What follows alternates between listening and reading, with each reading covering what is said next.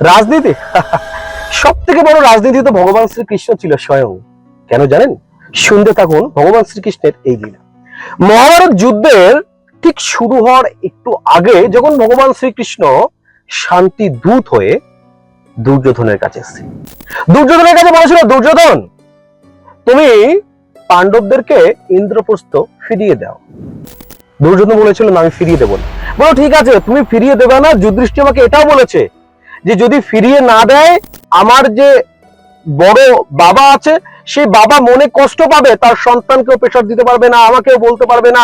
তাকে বলবে আমাদের পঞ্চ পাণ্ডবের জন্য 5টা গ্রাম, 5টা গ্রামও যদি দেয়, সেই 5টা গ্রাম নিয়ে আমরা সন্তুষ্ট থাকবো। কিন্তু দুর্যোধন বলেছিল বিনা যুদ্ধে না দিব সূচগ্রহ ভূমি, অর্থাৎ যুদ্ধ ছাড়া সূচের আগা বরাবরও আমি জমি দেব না। এরূপ যুদ্ধের ঘোষণা তো ঠিকঠাক এক প্রকার হয়েই যায়। ভগবান শ্রীকৃষ্ণকে বাধার চেষ্টা করে দুর্যোধন। এরপর যখন এই অপমানিত করার চেষ্টা করে ভগবান শ্রীকৃষ্ণকে, ভগবান শ্রীকৃষ্ণ তখন এক বিরাট রূপ ধারণ করে এবং সকলে অবাক হয়ে যায়।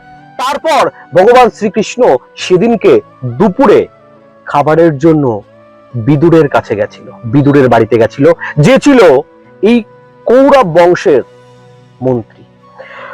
এই বিদুরের বাড়িতে যখন গেছিল, সেই সময়ে ভগবান শ্রীকৃষ্ণের সঙ্গে দেখা করতে গেছিল কর্ণ, এবং কর্ণ বলেছিল যে কেশব, আপনার সঙ্গে আমার ব্যক্তিগত কিছু কথা আছে।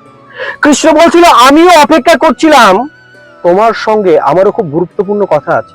তুমি এক কাজ করো, আমাকে তোমার রথে করে নিয়ে চলো।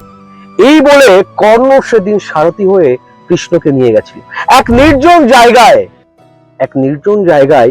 কৃষ্ণ মহাভারতের যুদ্ধের এক বিশেষ রাজনীতির খেলা খেলেছিল। কি খেলা জানেন? কৃষ্ণ বলেছিল, হে রাধে, জানো তুমিও কোনতে? হে রাধে, জানো তুমিও কোনতে?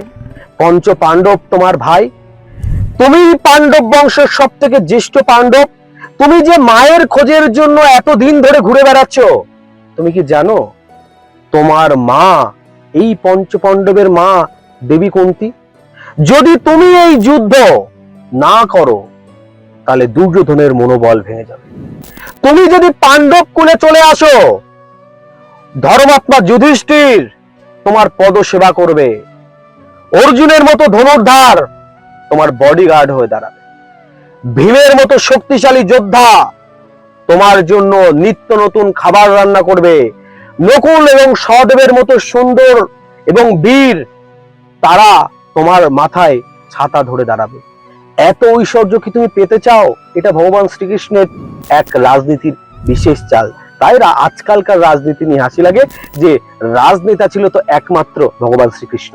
আমার কথা যদি আপনাদের পছন্দ হয়, আমার এই ভিডিও যদি পছন্দ হয়, কমেন্টে একবার জয় শ্রীকৃষ্ণ লিখতে ভুলবেন না।